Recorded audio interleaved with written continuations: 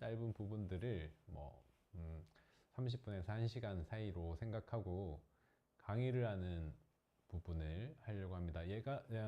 예전에 제가 라이브 방송할 때 이런 내용들을 많이 했었는데요. 어머님들이 이제 아이들 가르치면서 이런 내용도 있고 이렇게 가르치면 좋겠다, 이렇게 도움이 많이 되었던 부분이에요. 그래서 이런 방송을 준비했습니다. 보시고 함께 공부해 보시고, 그리고 이게 영상이 저장되어 있을 테니까요, 아이들과 다시 한번 보셔도 되고, 아이들의 교육에 도움되는 부분은 다시 보실 수 있으니까요, 함께 공부하시고요. 그리고 이 내용 같은 경우는 이해가 잘 안 되는 부분에 대한 질문을 해주시면 바로바로 이게 강의라고 생각하시면 돼요. 함께 배우는 겁니다. 바로바로 설명해드리고 추가 설명을 해드리려고 하니까 질문을 해주시면 됩니다. 단, 요 주제에 해당하는 부분을 질문해 주셔야 돼요. 강의와 관련 있는 부분. 강의와 관련 없는 부분은 이런 부분 해줬으면 좋겠다 해주시면 이제 그런 방송을 또 준비해야겠죠. 그래서 오늘은 여러 가지 계산 방법입니다. 여러 가지 계산 방법. 아주 구체적으로 아이들이 이 여러 가지 계산 방법을 어떻게 배우면 좋을지 한번 알아보도록 할게요. 일단 몇 분이나 들어와 계시는지 제가 여기 지금 현재 저도 이제 유튜브를 보면서 강의를 할 건데요. 네. 댓글로 인사를 한마디씩이라도 좀 해주시면 제가 이렇게 계시는구나 하고 시작할 수 있을 것 같습니다. 혹시 보고 계시다면 짧은 인사말이라도 좀 남겨주세요. 그리고 강의하는 내용에서 의견 있으시면 말씀해 주시면 제가 반영해서 강의를 이어가도록 하겠습니다. 시작해 보죠. 네, 첫 방송입니다. 네, 안녕하세요.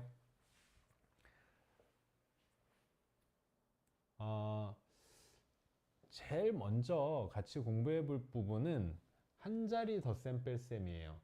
제일 낮은 단계, 초등학교 1학년 아이들이 한 자리 덧셈 뺄셈을 배울 때 계산 방법을 어떤 식으로 배우는지 이런 부분을 알아볼 건데요. 일단 첫 번째, 가장 간단하게 8 더하기 7을 한다. 자, 8 더하기 7을 한다고 했을 때는 우리가 알고 있는 방법에서 크게 벗어나진 않습니다. 10을 만드는 거죠, 그죠? 10을 만드는데 두 가지로 한번 설명을 다르게 한번 해볼게요. 결국은 원리는 같습니다. 원리는 같지만 두 가지 다른 방식으로 설명을 해보도록 하겠습니다. 얘를 10으로 만들지 얘를 10으로 만들지를 정해서, 만약 8을 10으로 만든다면 7을 2와 5로 가르고 이렇게 10을 만들어서 15다. 자, 이렇게 구하는 게 제일 보통의 방법일 거예요. 그런데 가르는 것은 8을 3과 5로 갈라서 이렇게 10을 만들어서 15다. 이렇게 할 수도 있는 거죠. 그런데 이게 제일 보통의 방법인데, 여기에서 조금 다른 설명이라고 하는 것 하나는 뭐냐면, 결국 중요한 것은 덧셈이든 뺄셈이든 10을 만드는 거예요. 그래서 수를 옮겨줘서 얼마를 줄까, 이런 식으로 생각해 보게 하는 것도 재밌습니다. 굳이 가르기를 하지 않고요, 7에서 8로 얼마를 주면 8이 10이 될까, 이렇게 생각해 보는 거죠. 그러면 7에서 8로 2를 주면 얘가 10이 되고 얘는 5가 남아서 15가 된다. 자, 요런 것들이 덧셈의 제일 기본적인 계산 방법이죠. 자, 뺄셈 한번 알아보죠. 뺄셈은 이야기할 게 조금 더 있는데요. 뺄셈을 할 때 요거 먼저 알아볼게요. 13 빼기 5. 13 빼기 5 같은 이 계산을 할 때 아이들이 이렇게 계산하는 경우가 많습니다. 3과 2로 갈라서 3을 먼저 빼서 10을 만들고 2를 더 뺄 거예요. 자, 요렇게 계산하는 거. 이게 엄마 입장에서 보면 엄마들은 보통 이렇게 하고 있겠죠. 이렇게 해서 요렇게 빼서 5 더하기 3은 8. 이렇게 하시는 분들이 훨씬 많고 보통 이렇게 알고 계실 겁니다. 그런데 교과서를 보면 물론 뭐 이거는 조금씩 다를 수도 있어요. 그런데 얘를 먼저 배웁니다. 먼저 배운다는 게 그렇게 중요한 건 아닐 수 있는데 덧셈 하는 방법과 뺄셈 하는 방법을 비교해 보시면 이 방법이 사실은 이 방법과 굉장히 많이 닮아 있어요. 어떻게 닮아 있느냐? 이렇게 계산하는 여기 모든 방법, 이 방법들은 뭘 기본 원리로 하는 거예요? 10을 만들고 남는 게 얼마니까 10 몇이야 이렇게 생각하는 거죠. 얘도 사실은 이 방법으로 생각하면 얘가 얘보다 훨씬 자연스러운 방법일 수 있습니다. 소리가 좀 작게 들린다는 의견이 있는데요. 네. 얘가 훨씬 얘하고 비교하면 아이들이 받아들이기에 자연스러운 방법일 수 있어요. 보세요. 10을 만드는 거예요. 중요한 건 10을 만든다예요. 10을 만드는데 빼서 10을 만들 거니까 3을 빼고 2를 더 뺀다. 3을 빼서 10을 만들고 아까 더하기에서는 10을 만들고 얼마가 남아있으니까 10 몇이다 했다면 이번에는 10에서 몇을 더 뺀다. 이 방법이에요. 그래서 이 방법을 아이들이 공부하다 보면 자연스럽게 터득하는 경우들이 되게 많이 있어요. 그래서 엄마들이 이제 저렇게 하면 안 될 것 같은데 학교에서 다 이렇게 배우는 거 아니에요? 라고 저에게 정말 많이 물어보셨습니다. 그동안 간간히 잊혀질만 하면 물어보시고 잊혀질만 하면 물어보시고 그렇게 합니다. 자, 그리고 이 방법은 뭐하고도 관련이 있냐면 수 카운팅과도 관련이 있어요. 빼기라는 것이 뭐예요? 빼기라는 것은 어떤 개념입니까? 수가 줄어든다는 개념이죠. 수를 거꾸로 세워가면 수가 줄어드는 거잖아요. 그러니까 13에서 5가 줄어들게 할 건데 10을 거쳐가는 거예요. 그래서 3개를 더 빼서 10을 만들고 3개를 더 빼서가 아니라 3개를 빼서 10을 만들고 2개를 더 빼야 되는 수가 빼기 5와 여기 이제 3의 관계다. 요렇게 생각할 수가 있는 거죠.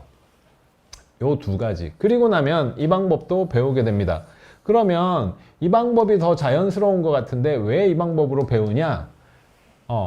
어머님들이 다 이 방법 기억하고 계시는 것처럼 이 방법은 학년이 올라가면서 수의 확장, 그러니까 2자리도 하고 3자리도 하고 하면서 조금 더 보편적으로 생각할 수 있는 알고리즘이기 때문에 이 방법을 배우는 거겠죠. 뭘 기초로 해서 배워요? 10 가르기 모으기. 10 가르기 모으기를 많이 해놓으면 물론 여기에도 반드시 나오게 되어 있어요. 이렇게 10을 갈라내어서 10을 뺀다라는 방식으로 단순화해서 연습을 한다면 쉽게 할 수 있다. 이런 거죠. 13 빼기 8도 얘하고 비교하면 크게 다르지 않겠죠. 그죠? 네, 크게 다르지 않을 거예요. 3을 빼고 5를 뺀다. 그런데 제가 왜 굳이 2개를 함께 여기다 적어 놓았냐? 여러 가지 계산 방법의 의의에 대해서 좀 설명해 드리려고 하는 건데 아이들은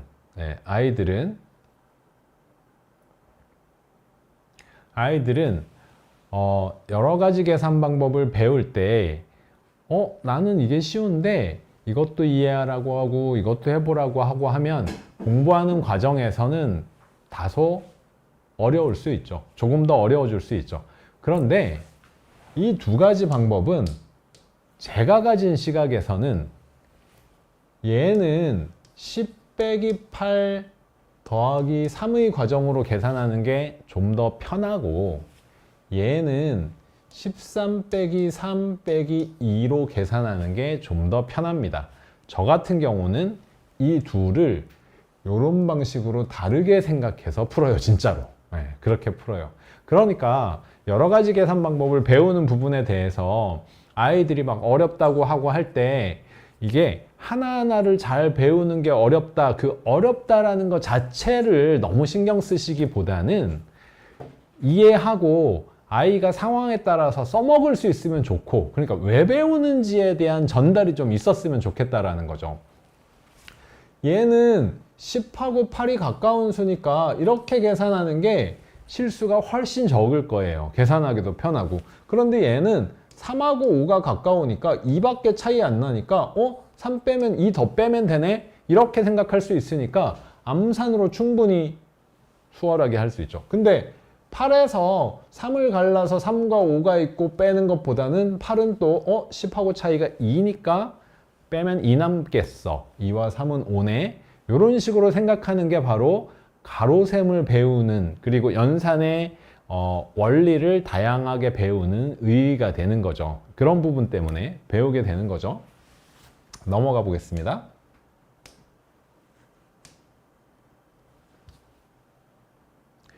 자, 제가 교과 넘기라고 해놨는데, 교과 넘기라는 건 뭐냐 하면 앞에서 그런 방식으로 공부를 했어요. 자, 그렇게 공부를 했으면 교과에서 배우는 방법 말고 한 가지 더 한번 알아보자고요. 이걸 덧셈을 하는데 저는 다 그렇게 계산합니다. 실제로 8이 또는 7이 지금 둘 다 가능하긴 한데 8이 10에 아주 가까운 수예요. 그러니까 뭐 주고받고 10을 만들고 할 수도 있는데 8이 아주 10에 가까운 수면 저는 이럴 때 어떻게 계산하느냐, 바로 얘를 10으로 바로 만들어 버립니다. 이렇게 만들어 버립니다. 그럼 뭘 하느냐, 이렇게 한 다음에 8을 10으로 만들었으니까 이만큼 큰 계산이 되었어. 그러니까 큰 계산이 된 그 2를 빼준다면 정확한 답이 되는 거죠. 이렇게 되는 거죠. 자, 뺄셈도 한번 볼까요? 또 두 가지를 적어 놓은 것 중에 아까 10에 가깝다고 한 바로 요 문제. 얘는 굳이 그렇게 하는 것보다 3하고 5 차이가 2니까 빼고 2를 더 빼야 돼. 8 이렇게 계산하게 될 거고, 얘는 8이 10에 아주 가까운 수네 라고 하면 이런 경우를 13 빼기 10으로 계산해 버린다 라고 생각하는 거죠. 8 뺄 것을 10을 빼게 되었죠. 2를 더 뺐죠.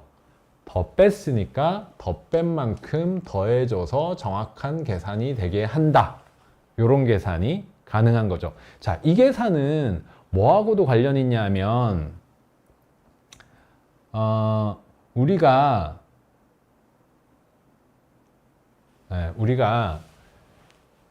따풀을 하다 보면 뭐 따풀이 막 전혀 없는 걸 제가 막 만들어 가지고 머릿속으로 막 창작해서 만들고 그런 책은 아니에요. 수학 공부를 하다 보면 교과 문제집을 풀 때도 이런 문제들이 나온답니다. 23 더하기 15는 38이야. 이때 21 더하기 15는 얼마일까? 이런 거 다 교과 문제집에 나와요. 나와요. 이 작아졌으니까 결과도 이 작아져야 됩니다. 해서 이거 계산 안 하고도 36이라고 생각할 수 있어야 해. 이런 문제들이 나온다는 거죠. 수를 다양하게 생각하고 수에 대해서 잘 알아가는 과정이고 수감각을 길러가는 과정인데, 이런 생각들이 바로 이런 것들을 이해하는 기본적인 사고가 되는 거죠. 기본적인 논리가 되는 거죠. 그래서 따풀 같은 책은 이제 이런 부분들도 워낙 제가 이제 그런 게 있는 거예요. 원리셈에 교과를 기본으로 해서 다양한 계산 방법을 하고 했는데 아이들은 다양하게 하고 이것도 알아보자 이것도 알아보자 하니까 내가 편리한 건 있는데 난 이게 간단하단 말이죠. 그런데 이것도 해보자고 하니까 하는 과정에서 어려워요. 그러면 이제 엄마 입장에서 스트레스 받는 거죠. 그런데 그렇기 때문에 이런 차를 관찰하고 하는 부분을 따풀 같은 책에서는 어릴 때부터 작은 수의 관찰에서 차를 관찰해서 생각해 보도록 공부해 보세요 라고 하는 겁니다. 간혹 이번에도 이제 제가 동탄에 어머님들 만나는 자리에 가서 상담하고 했었는데 그런 질문 하시더라고요. 따풀 1학년 문제 중에 애가 쉽게 풀 수 있는 방법이 있는데 이렇게 생각해서 풀어봐 라고 한 부분에 엄마가 봤을 때도 그냥 푸는 게 쉬운데 그거 꼭 이렇게 해봐야 되나요? 이런 질문들을 하셨는데 저는 사실은 긴 호흡에서 1학년, 2학년, 3학년, 4학년 올라가면서 이렇게 다른 방법들 그리고 학년이 올라가면서 배울 수 있는 방법들에 대해서 작은 수에서부터 그런 논리들을 공부해 봐야 후에 이런 방식을 배우거나 수가 커진 과정에서 이런 방식을 생각하거나 할 때 도움이 되겠다라고 해서 차를 관찰하는 거. 초등수학에서 차를 관찰하는 게 되게 중요하거든요. 네, 굉장히 중요합니다. 차에 의해서 답도 변화가 생기고 이런 것들을 관찰하고 아는 것. 그렇게 중요하기 때문에 따풀의 저학년은 연산 위주지만 결과만 내는 것이 아니라 이렇게도 생각해서 해보고 이렇게도 생각해서 해보고 이런 것들이 많이 있는 거죠.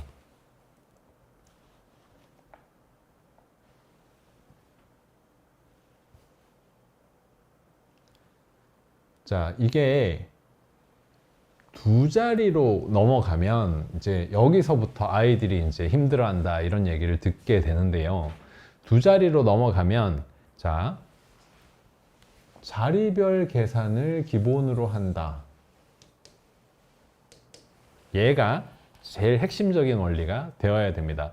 자리별 계산을 기본으로 한다. 제일 기본은 우리가 알고 있는 대로 요렇게 더해서 70, 요렇게 더해서 13, 그래서 더해서 83이다. 이렇게 계산하는 게 제일 기본적인 방법이죠.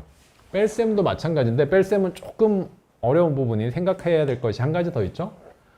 30을 빼면 50이 되는데 2에서 9를 뺄 수가 없어. 이런 부분이 생기죠. 그래서 이렇게 하지 않고 82를 72와 10 또는 이것보다는 70과 12 이렇게 갈라놓고 하죠. 이것도 자리별 계산이죠. 그래서 이렇게 30을 빼서 40을 만들고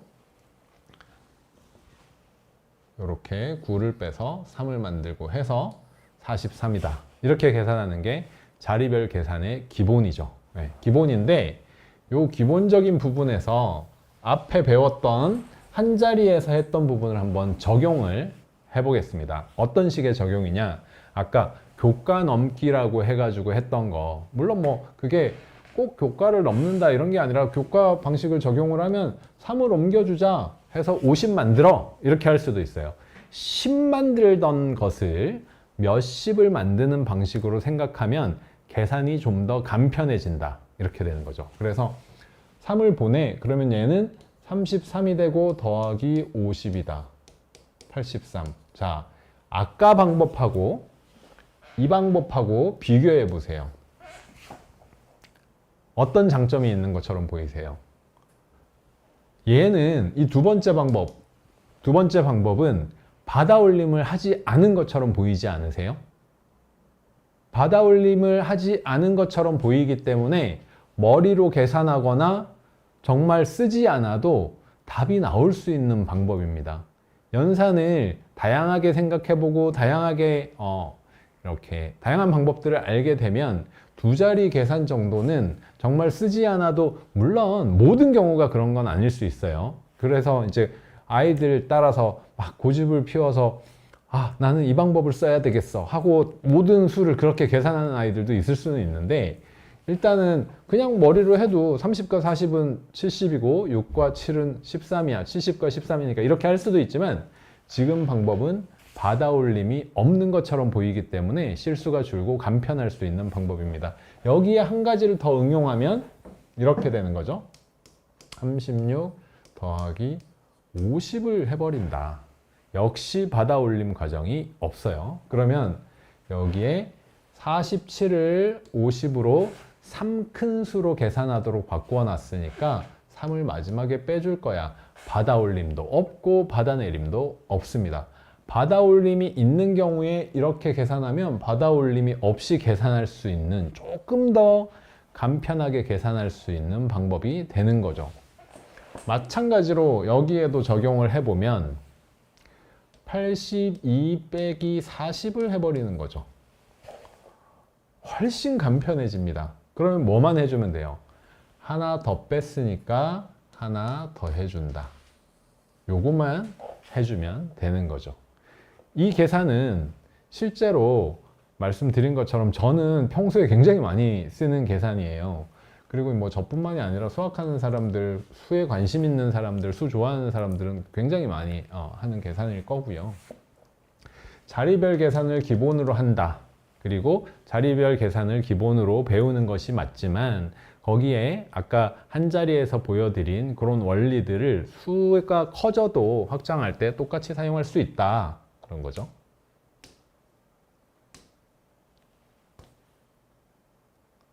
자, 이번에는 세 자리 덧셈인데 세 자리 덧셈을 교과에서 배울 때 실제로 어떻게 배우느냐.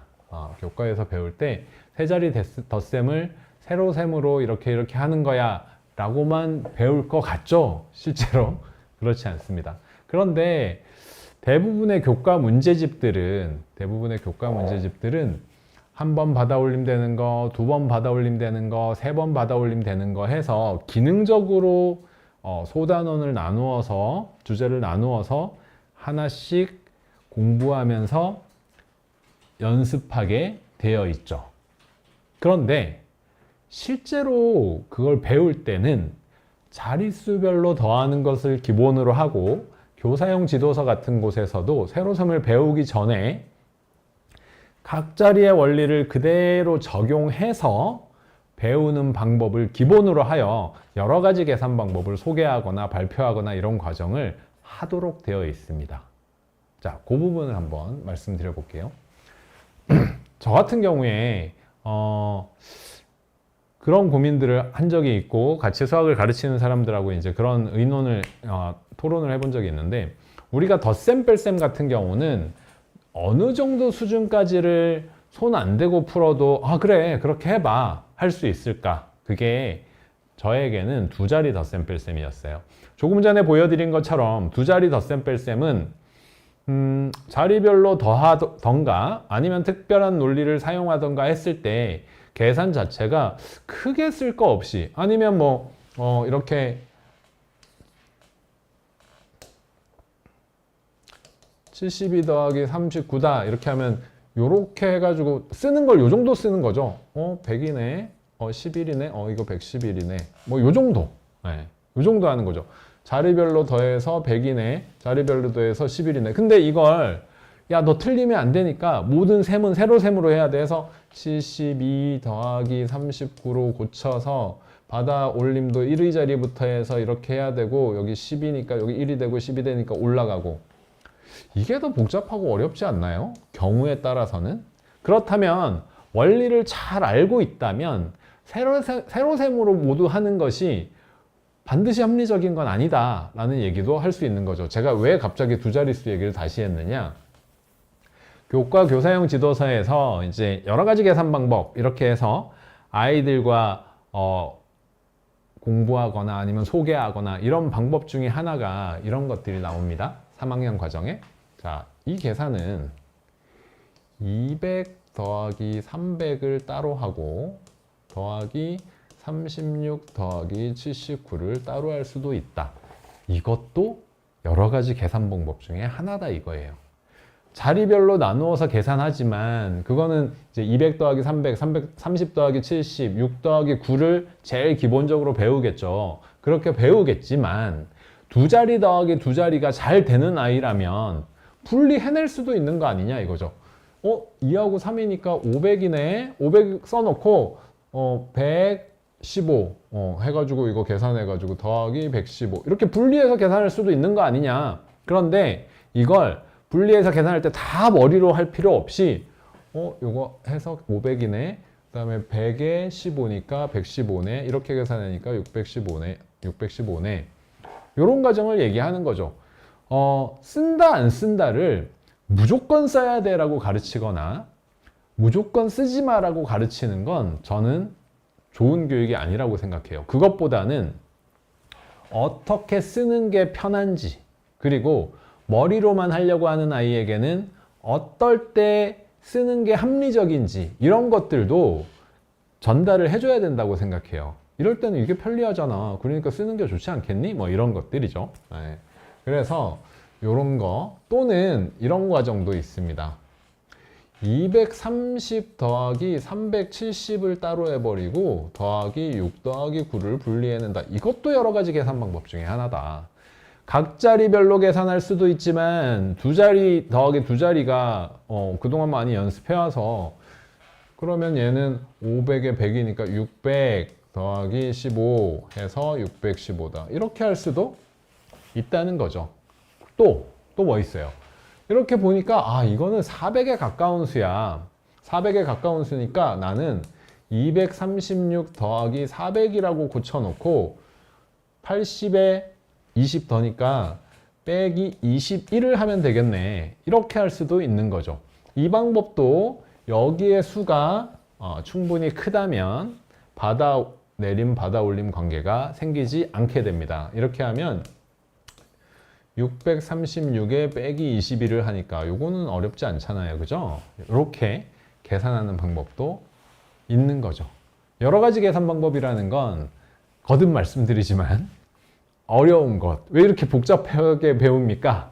이게 아니라, 그게 아니라 이런 과정들의 이해를 통해서 연습하는 건 힘들 수도 있어요. 그래서 원리셈 같은 경우도 이런 것들이 이제 소개되어 있지만 이제 교과를 좀 많이 넘어선다 싶은 건 원리셈에 넣지 않은 부분도 있긴 있는데 거의 다 있긴 있지만 여러 가지 계산 방법을 배우다 보면 아이 입장에서 나는 이게 편한데 이걸로 하라고 하고 그걸 연습하는 게 괴로운 거죠. 연습 자체가 괴롭잖아요.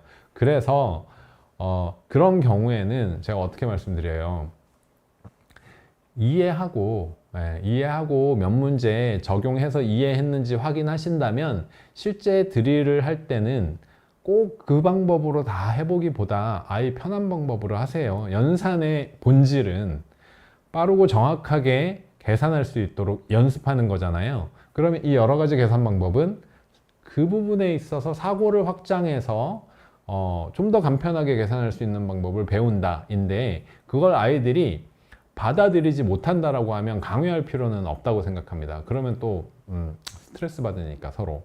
그래서 이런 식으로 이해하고 적용해보는 연습들을 다양하게 해본다. 이렇게 생각하시면 될 것 같고 앞에는 덧셈 뺄셈을 다 보여드렸지만 결국은 여기에서도 덧셈 뺄셈 한 자리 두 자리 했던 거에서 확장되는 부분이니까 여기는 예시를 덧셈만 살펴보고 넘어가 보도록 할게요.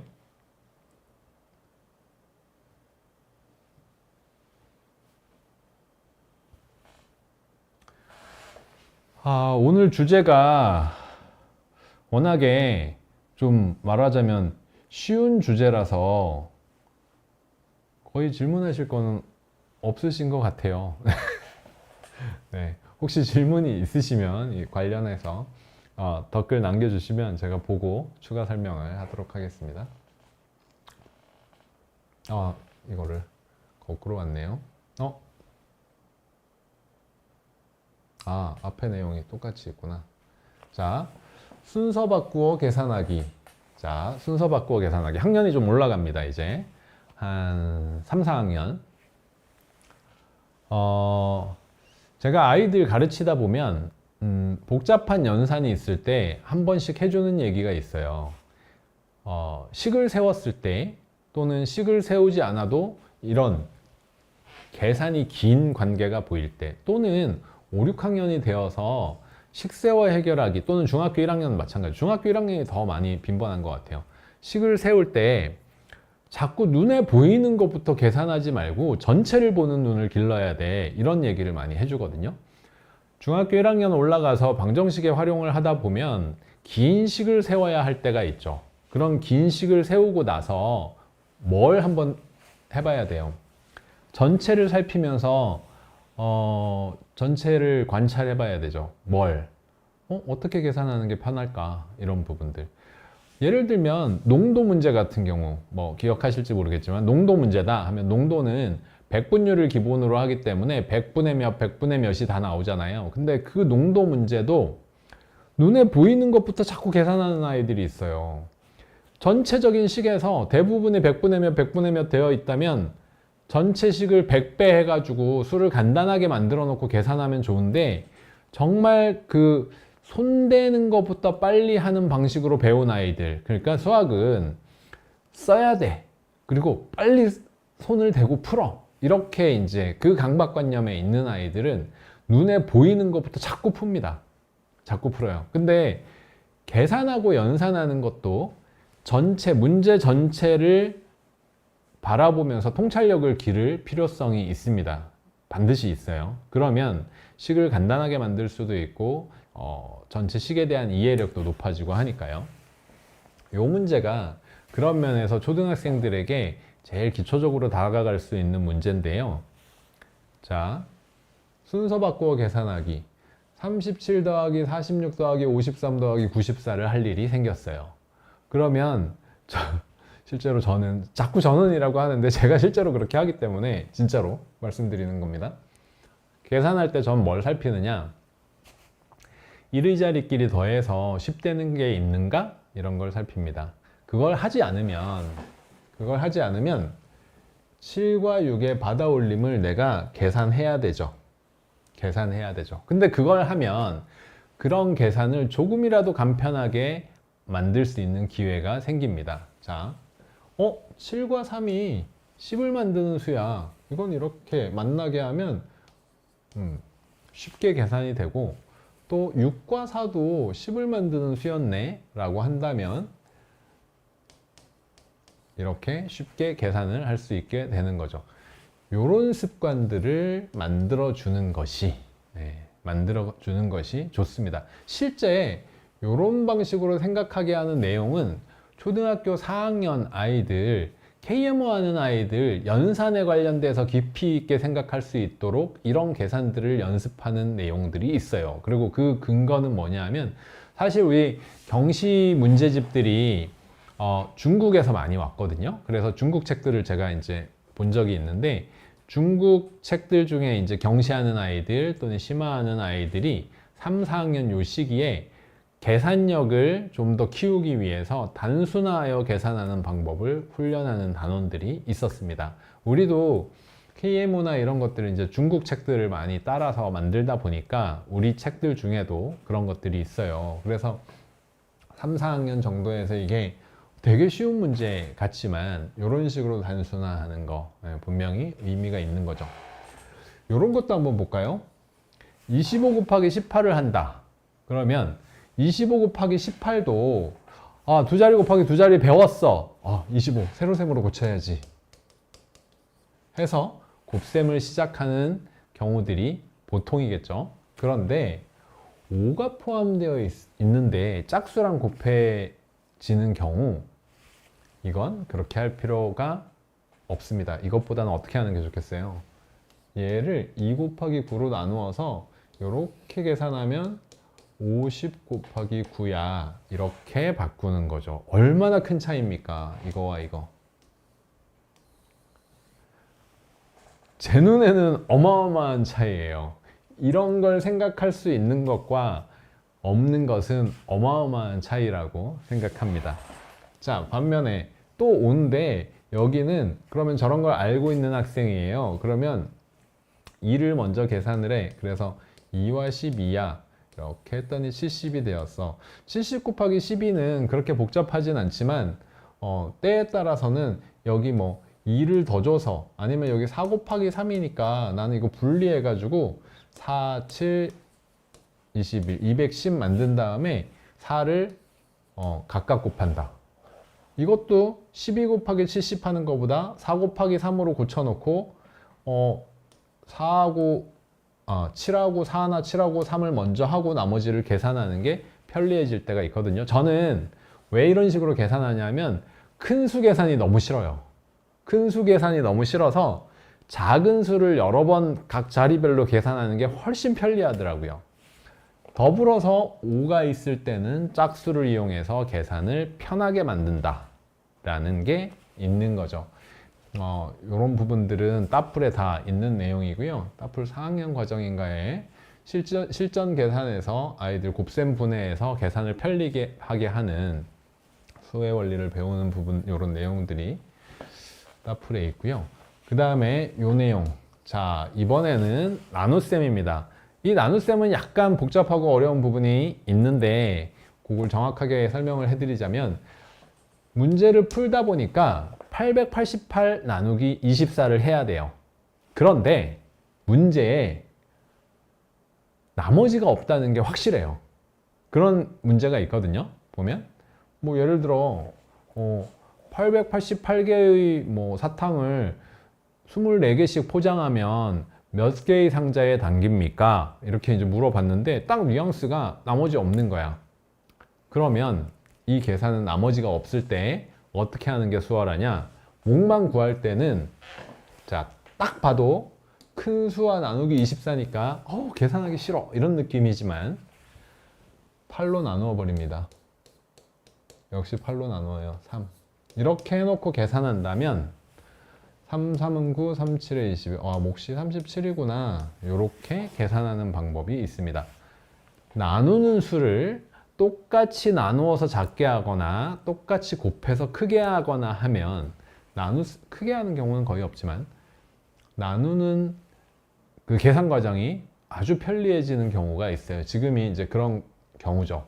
나머지를 얘기는 왜 했냐면 나머지는 이렇게 나누게 되면 나머지 값이 나눈 만큼 작아져요. 그래서 그걸 보정을 또 해줘야 되는데 약간 복잡해지는 부분이 있어서 여기에 만약에 나머지가 있었다고 하면 나눈 만큼 나머지 또 이렇게 계산을 해줘야 되거든요. 여기 마지막에 이제 곱해줘야 됩니다. 8로 나눠서 계산했으니까 나머지를 8을 곱해주는 과정이 있어서 거기까지는 저 같은 경우는 학생들하고 깊이 들어가진 않고 목만 구할 때는 아주 편리해 라고 가르쳐주고 공부합니다.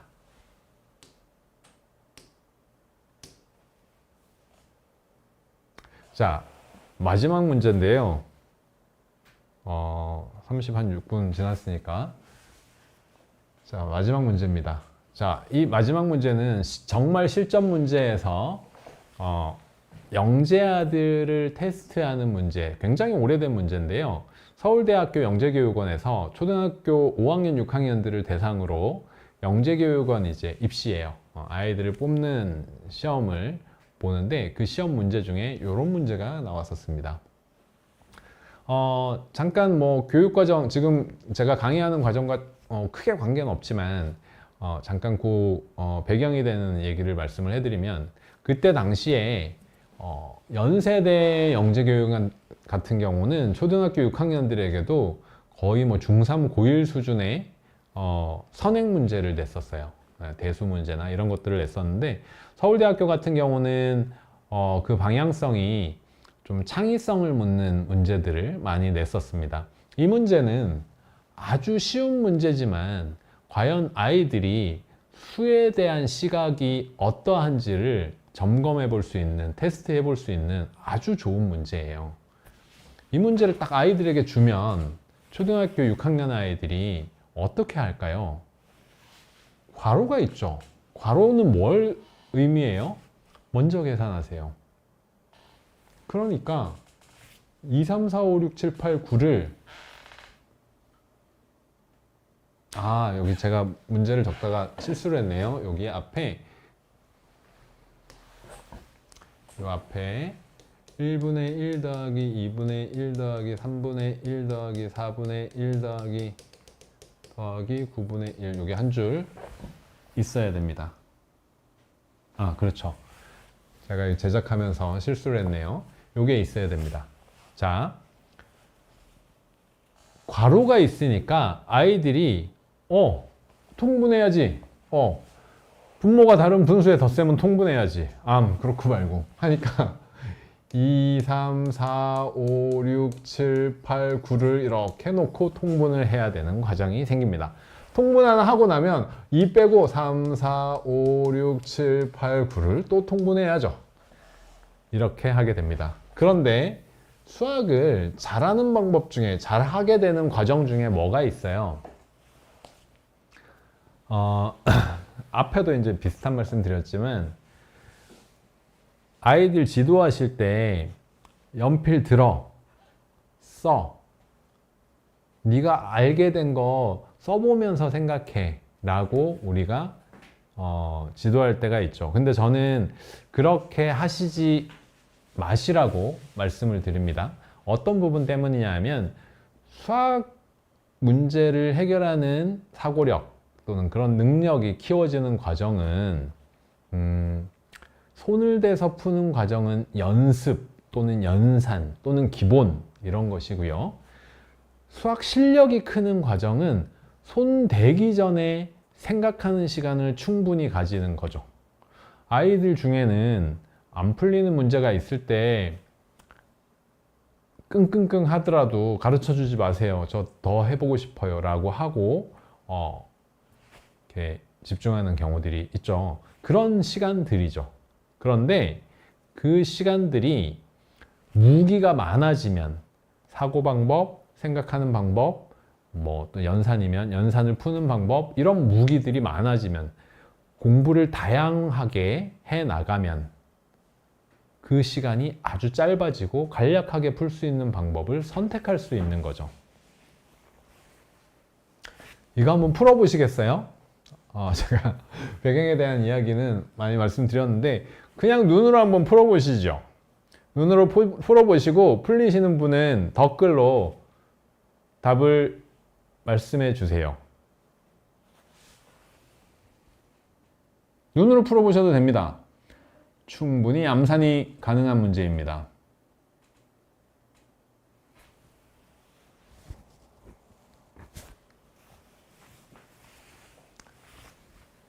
시간은 약 1분 정도만 사용해 보겠습니다. 분명히 푸는 분 있으실 거라고 생각합니다.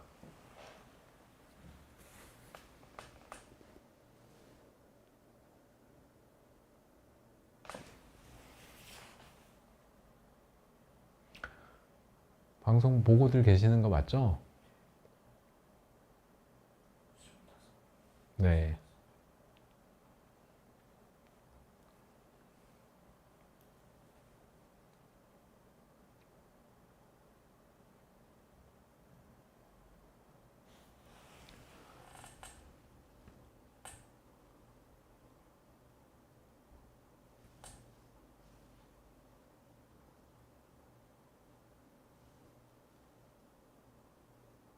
아, 9 나오셨어요? 아, 네.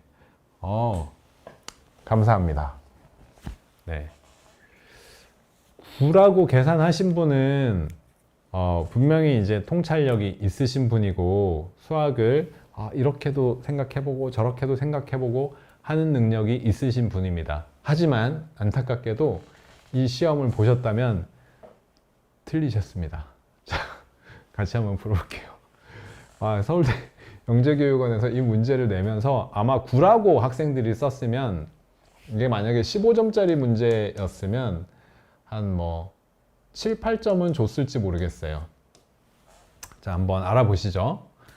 9가 맞습니다. 자, 이 문제는 괄호 때문에 뭔가 먼저 계산해야 될 것 같은 그런 착각을 하게 되지만 실제로는 잘 관찰해 보면 같은 분모끼리 모으면 암산으로도 충분히 가능한 문제가 되겠습니다. 그죠? 9라고 하신 분들은 그걸 보신 거죠. 그래서 1분의 1 하나, 2분의 1 더하기 2분의 1, 2분의 1 두 개, 3분의 1 더하기 3분의 1, 3분의 1 더하기 3분의 1 하나 더, 3분의 1 세 개, 요런 규칙인 거죠.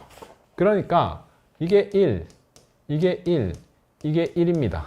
그런데 이렇게 되려면, 이렇게 다 9까지 되려면 지금 여기에서 1분의 1 빠지고 2분의 1 빠지고 3분의 1 빠지고 하는 과정이 있었죠. 그러니까 마지막에 더하기 9분의 1까지 있었다면 답은 9가 되는 게 맞습니다. 그런데 그걸 살피고 문제의 조건을 꼼꼼히 보는지까지 보고 싶었나 봐요. 출제하신 분은.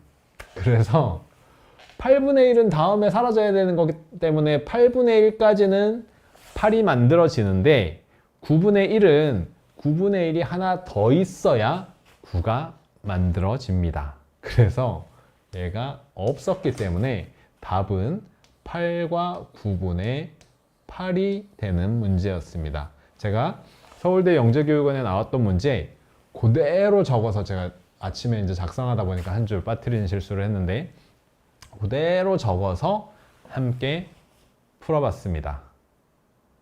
오늘 강의는 여기까지입니다. 첫 강의고요. 앞으로 이런 식으로 주제들을 정해서 하나하나 아이들의 티칭 방법, 그 다음에 좀 더 깊이 있게 알아보려면 교과 공부는 이 정도일 텐데 교과 공부를 넘어서 아이들에게 도움이 되도록 지도하려면 어떤 것까지 할 수 있다, 이런 것들을 이 시간을 통해서 계속 안내해드리고, 안내라기보다는 함께 공부하는 시간이 될 것 같아요. 그리고 혹시 이제 아이들과 함께 봐도 도움이 될 거다라고 생각하기 때문에 라이브가 된 건 저장이 되잖아요, 그죠? 네, 그래서 그렇게 될 겁니다. 방송을 마칠 건데요. 혹시 마지막으로 질문 있으신 부분이 내용과 관련하여 다른 상담은 이 시간에는 드릴 수가 없고요. 그건 수요일 인스타 라이브 방송을 통해서 참여해 주시면 될 것 같고, 아니면 뭐 저희 네이버 카페나 인스타나 이런 부분들로 DM으로 질문해 주시면 될 것 같고요. 관련해서 질문이 있으시면 거기까지, 없으시면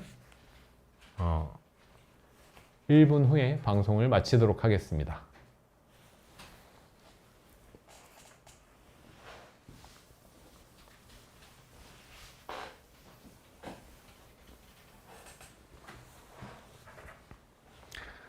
거의 정확하게 생각하셨네요. 그래도 9라고 생각을 하셨으면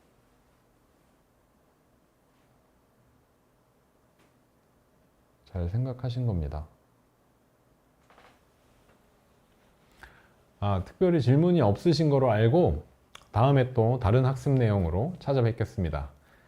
감사합니다. 좋은 하루 되세요.